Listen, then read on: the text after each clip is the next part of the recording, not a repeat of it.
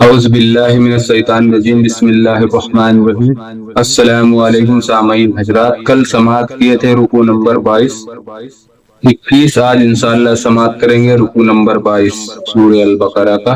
ایک بار درود پاک پڑھ لو۔ اللہم صلی علی سیدنا شفیعنا نبینا و حبیبنا مولانا محمد بارک وسلم، صلاۃ و سلام علیک سیدی یا رسول اللہ صلی اللہ تعالی علیہ وسلم۔ بسم اللہ الرحمن الرحیم، اللہ کے نام سے شروع جو نہایت مہربان رحمت والا۔ آگے اللہ تعالیٰ ارشاد فرماتا ہے، ثم تولیتم من بعد ذلک فلولا فضل اللہ علیکم ورحمتہ لکنتم من الخاسرین۔ پھر اس کے بعد تم پھر گئے تو اگر اللہ کا فضل اور اس کی رحمت تم پر نہ ہوتی تو تم ٹوٹے والوں میں ہو جاتے۔ آگے اللہ تعالیٰ ارشاد فرماتا ہے، وَلَقَدْ عَلِمْتُمُ الَّذِينَ اعْتَدَوْا مِنْكُمْ فِي السَّبْتِ فَقُلْنَا لَهُمْ كُونُوا قِرَدَةً خَاسِئِينَ۔ اور بے شک ضرور تمہیں معلوم ہے تم میں کہ وہ جنہوں نے ہفتہ میں سرکشی کی تو ہم نے ان سے فرمایا کہ ہو جاؤ بندر دھتکارے ہوئے۔ آگے اللہ تعالیٰ ارشاد فرماتا ہے، فَجَعَلْنَاهَا نَكَالًا لِمَا بَيْنَ يَدَيْهَا وَمَا خَلْفَهَا وَمَوْعِظَةً لِلْمُتَّقِينَ۔ ہوئے تو ہم نے اس بستی کا یہ واقعہ اس کے آگے اور پیچھے والوں کے لیے عبرت کر دیا اور پرہیزگاروں کے لیے نصیحت۔ شان نزول، بنی اسرائیل کی عہد سکنی کے بعد حضرت جبرائیل نے بحکم الہی طور پہاڑ کو اٹھا کر ان کے سروں پر قدر قامت فاصلے پر معلق کر دیا، اور حضرت موسیٰ علیہ السلام نے فرمایا یا تو تم عہد قبول کرو ورنہ پہاڑ تم پر گرا دیا جائے گا اور تم کچل ڈالے جاؤ گے۔ اس میں صورتاً وفائے عہد پر اقرار تھا اور در حقیقت پہاڑ کا سروں پر معلق کر دینا آیت الہی اور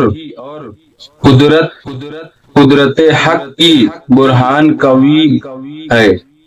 اس سے دلوں کو اطمینان حاصل ہوتا ہے کہ بے شک یہ رسول مظہر قدرت الہی ہے۔ یہ اطمینان ان کو ماننے اور عہد پورا کرنے کا اصل سبب ہے، یعنی بے کوشش تمام یہاں فضل و رحمت سے یا توفیق توبہ مراد ہے یا تاخیر عذاب۔ مدارک وغیرہ، ایک قول یہ ہے کہ فضل الہی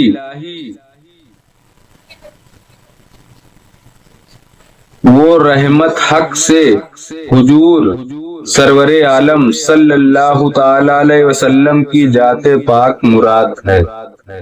معنی یہ ہے کہ اگر تمہیں خاتم المرسلین صلی اللہ تعالی علیہ وسلم کے وجود کی دولت نہ ملتی اور آپ کی ہدایت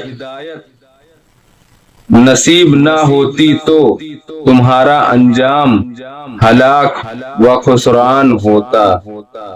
نبی کریم صلی اللہ علیہ وسلم کی اگر دولت مطلب ان کا وجود نہ ملتا تو انہیں ہلاک ہی ہونا تھا۔ شہر ایلا میں بنی اسرائیل آباد تھے۔ کوئی ایک شہر تھا، اس کا نام ایلا تھا۔ حضرت موسیٰ علیہ السلام کی قوم یہ بنی اسرائیل۔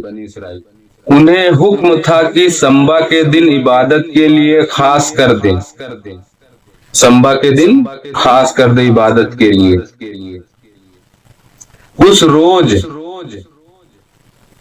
شکار نہ کرے، مطلب شکار کرتے تھے اس روز، شکار کے لیے اللہ تعالیٰ نے منع کیا تھا، اور دنیاوی مشاغل ترک کر دیں، مطلب دنیاوی چیز سے ہٹ جائیں، صرف عبادت میں دھیان دیں، عبادت کرے اللہ کی۔ ان کے ایک گروہ نے یہ چال کی، جمعہ کو دریا کے کنارے کنارے بہت سے گڈھے کھودتے، جمعہ کے دن کیا کرتے؟ ندی کے کنارے کنارے کھڈے کھود دیتے تھے چاروں طرف، ہاں بہت طرف، اور سمبا کی صبح کو دریا سے ان گڈھوں تک نالیاں بناتے جن کے ذریعے پانی کے ساتھ آ کر مچھلیاں گڈھوں میں قید ہو جاتی۔ شکار تو ہو گیا، تو بھی شکار ہی ہوا نا، کیونکہ وہ لوگ اسی حساب سے بنا دیتے تھے جمعہ سے لے کے سمبا کے دن تک پانی کا راستہ، اور پانی کے راستے کے ساتھ ساتھ مچھلیاں بھی آ جاتی تھی اس کے اندر، اور وہ کھڈے میں گرتی تو قید ہو جاتی تھی، تو سمبا والے دن نہیں نکالتے تھے، دو سمبا والے دن نکال لیتے تھے، تو شکار تو سمبا کا ہی ہوا نا۔ قید ہو جاتی، یک سمبا کو انہیں نکالتے، یک سمبا کو، اور کہتے کہ ہم مچھلی کو پانی سے سمبا کے روز نہیں نکالتے، کیا بتاتے کہ ہم پانی میں سے مچھلیاں سمبا والے دن نہیں نکالتے۔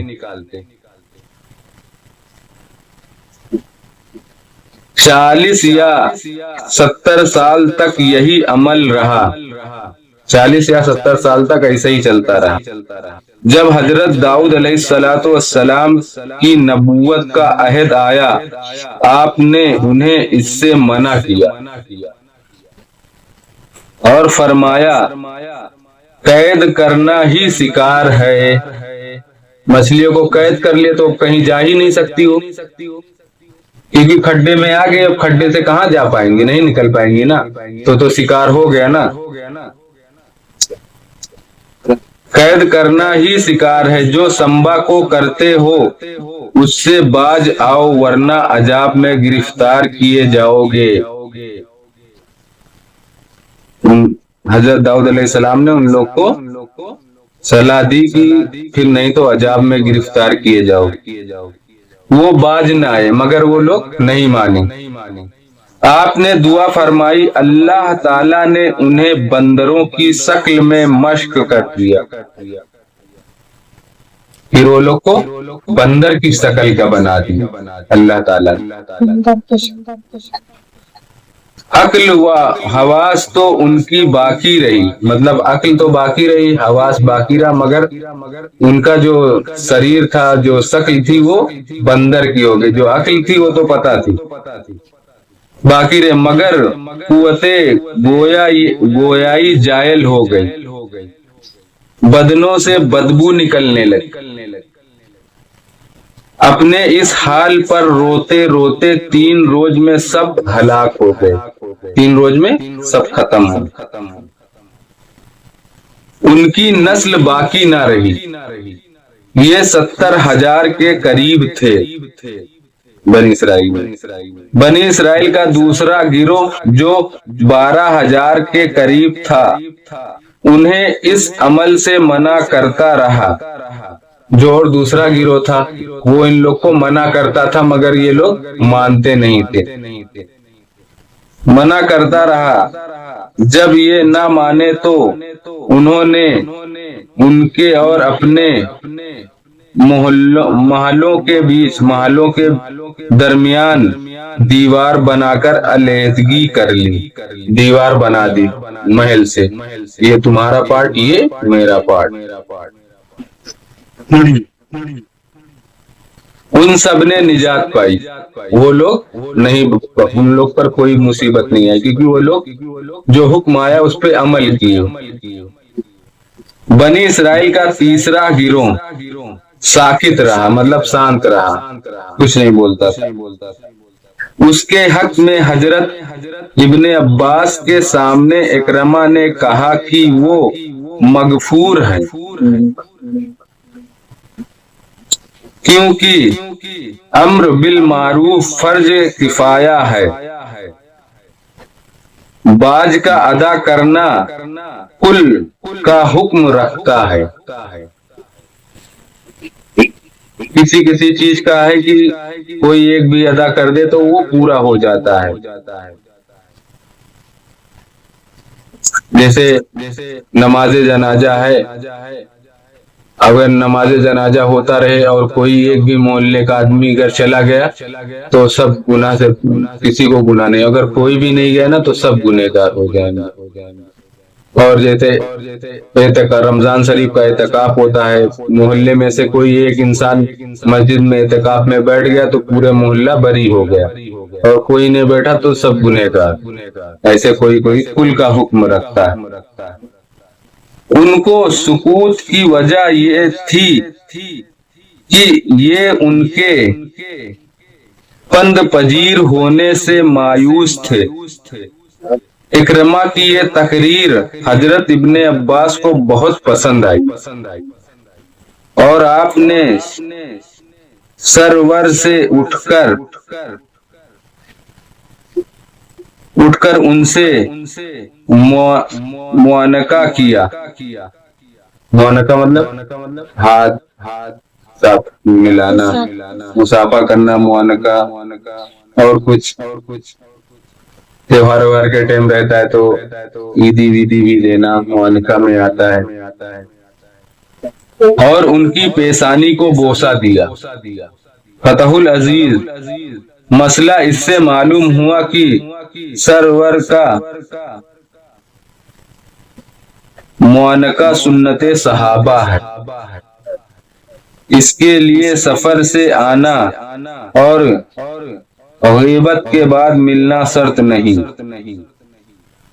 ٹوٹے مطلب نقصان، دھتکارے مطلب بے معنی دھتکارے۔ صدق اللہ العظیم۔ بسم اللہ الرحمن الرحیم۔ باقی انشاءاللہ کل سماعت کریں گے رکوع نمبر 23۔ بسم اللہ الرحمن الرحیم۔ صلی اللہ علیہ نبی الامہ وآلہ صلی اللہ علیہ وسلم۔ صلاۃ و سلام علیکہ سیدی یا رسول اللہ صلی اللہ تعالی علیہ وسلم۔ یا اللہ یا رحمان یا رحیم یا مالک القدوس، یا اللہ ہم نے جو قرآن پاک کی تلاوت کی اس کا پڑھنا سننا قبول عطا فرما۔ یا اللہ قرآن پاک کی تلاوت کرنے میں کسی قسم کی غلطی گستاخی بے ادبی اپنے رحم و کرم سے معاف عطا فرما، اور ہم سب کو صحیح پڑھنے کی توفیق عطا فرما۔ یا اللہ ترجمہ تفسیر میں کوئی غلطی گستاخی اور معاف عطا فرما، اور صحیح پڑھنے کی توفیق عطا فرما۔